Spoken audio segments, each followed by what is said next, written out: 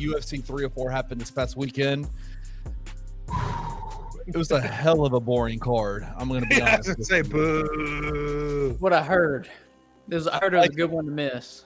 Like 11 straight decisions, or 8 straight decisions, something like that. Dana White got pissed off, said, "I'll never, ever raise the bonuses ever again because you guys suck." That was bullshit, though, dude. Come on. He's like, every time I raise it, no one does anything. Man, get out of here. You had stinking Max Holloway was the last one. It's 50 to 100,000, dude. That guy makes money hand over fist. Yeah. Kiss my ass. There was some good fights. Number one, that's true. Number two, the last time you did it, Max 300. Holloway was the one that asked to do it. It went up to 300, and he ended up having the knockout of the century against Justin Gaethje. So get out of my face, man. Like that. I think Dana's a prisoner of the moment, man. And I like it because it makes for interesting watching material, but it's boring. It would be impossible not to be a prisoner of the moment in that job, though. Like, we all know how you feel coming out of those pay-per-view events, like just how much is just pumping. It would be impossible to watch a whole 6-hour pay-per-view event that you own this, you run this, to watch the whole thing. Yeah. And then not be a prisoner of the moment. So I get it. I mean, I obviously don't agree with everything he says, but like you said, it makes for good clips and good TV, and it's hard not to be a prisoner of the moment in that job. I think the best fight of the night, obviously, was the heavyweight fight between Tom Aspinall and Curtis Blaydes. It didn't last long, but I think it answered, or I think it paved the way for Tom Aspinall and what's going on with him. We talked about this last week as we were previewing the fight card. What is this? Like, what does Tom Aspinall need to do? I said, like, there's an easy opportunity for him to get, if he doesn't come out and dominate, he could easily get passed over, for the Jon Jones fight with Alex Pereira, as he's potentially coming up. Christian kind of bantered back and said, no, this is actually, John's going to be fighting later down the line. If Tom comes out and does well, he could set up a Tom Aspinall, Alex Pereira fight. I think it's obvious what's happening, what's going to happen. Tom Aspinall came out and in 1 minute beat Curtis Blaydes, who is a legit heavyweight. That dude is awesome, and he blitzkrieged him. I mean, it was easy. It was easy fight for him, and it's just crazy what Tom Aspinall can do out there. What's next? Like, I know Tom kind of threw out some ideas on what's next, but what do you guys think is next? I think that's it. I think what Tom Aspinall did, regardless of who he fights next, is he made himself undeniable. And whether that is the winner of Jon Jones and Stipe Miocic, or whether that's Alex Pereira, there's a huge, massive payday coming for him either way. And his idea, like you're talking about, Kenny, was in November at Madison Square Garden, let Jones and Stipe headline the card and put him and Alex as the co-main. And obviously they're not going to do the tournament style. That's not going to happen. They're not going to fight twice in a night or anything like that. No. But that right there, that's the ticket. Alex and Tom as a co-main, and Jon Jones and Stipe as a main event. I don't think it'll even be I think it'll be main. I think it's perfectly set up. You go on different nights even, because I think there's more money opportunity and better cards you can put together if you split those up. You go Tom and Alex, Stipe and Jon. Whoever wins each of those fights each other. Bam. Yeah. It's that simple. And I will say this about Tom and his performance against Curtis Blaydes. His big ass should not be able to move that fast. No, his hands he just gets those things out there so fast, dude. And the pop comes with it. He's got power. Oh, yeah. Usually some people sacrifice, power for speed. He's got speed and power. Yeah. He has no business being that fast. It blows my mind. Yeah, I think that's great. I think John's and Stipe, that fight, at this point, after all the buildup, you have to make that fight.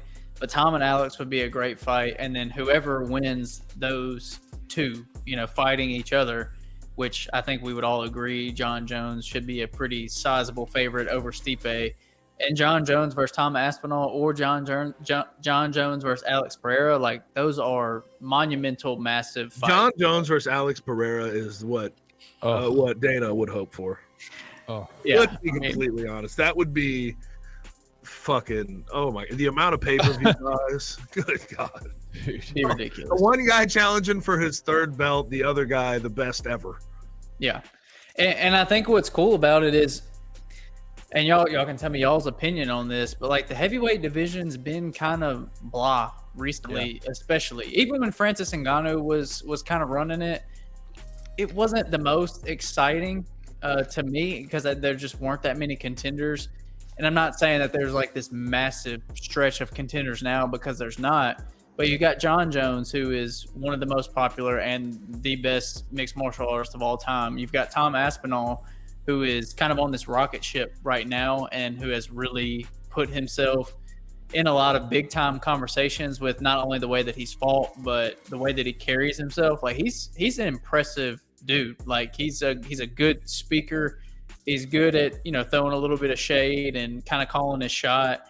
And then Alex, who doesn't have to say a word, but is a massive sell just because how big he is. And scary and intimidating he is. Yeah. Right. And we don't know 100% if he's going to move up to heavyweight yet, but it seems imminent, and it makes a division that has long kind of been up and down and had its lulls very, very interesting. Hasn't the light heavyweight taken over for the heavyweight in that regard, where it's kind of like what are we really watching here? Yeah. There's not. I mean, Yuri and freaking Anthony Smith is still kicking around in light heavyweight like he has been for years. The light heavyweight division is taking over for the heavyweight division. I agree. As far as being just extremely blah. Agree. And that's because we're talking about Jon Jones and Alex Pereira being a heavyweight and not light heavyweight. Yep. Correct. Those two guys make a big difference. That's the difference. Hey, real quick before we move on, I do want to highlight one thing. Paddy Pimblett impressed the hell out of me on this card. He had a triangle choke / arm bar on King Green or Bobby Green in the first round. And I think the triangle choke is what got him. He was unconscious by the end of the whole thing. Paddy Pimblett might be sort of undeniable at this point too. Yeah, that was damn impressive. I think we've all been waiting on him to kind of announce himself, and it just hasn't happened. And when it felt like it had hit the point where it was going to happen, it didn't. And everybody was kind of disappointed and jumped off the bandwagon. But he looked, I think, the best that he's ever looked. And I don't know if he did anything different during camp. We know he typically fluctuates a lot of weight, gains a lot of weight and not healthy weight. And so I don't know if he didn't do that this time or what. But physically, he looked much better.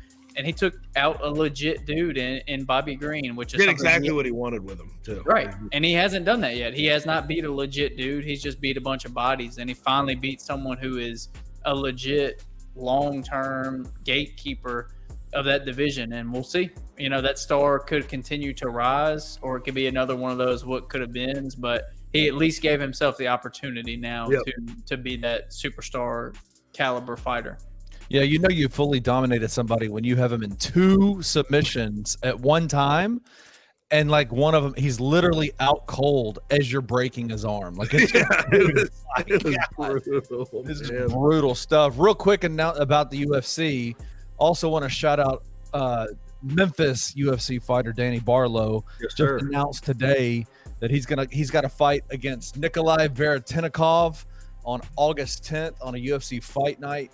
Veretennikov came from the Contender Series just like Danny Barlow did. So congrats to Danny. I know he came in and he in his first fight broke his arm, so he's been battling through that and healing from that. Had a fight fall out last minute in the middle of camp. Fight fall out. Now he's got his fight August 10th. So shout out to Danny Barlow. Y'all be on the lookout. We are probably going to be having some stuff with Danny Barlow. Yeah. Our very own Gabe Kuhn on the Bluff City Media YouTube channel coming up soon. So and by the way, Memphis, get behind this guy. Get behind him, man. You have I know not everybody watches UFC, but if you do, there is a guy who has a real chance to move up the ranks, be a real contender.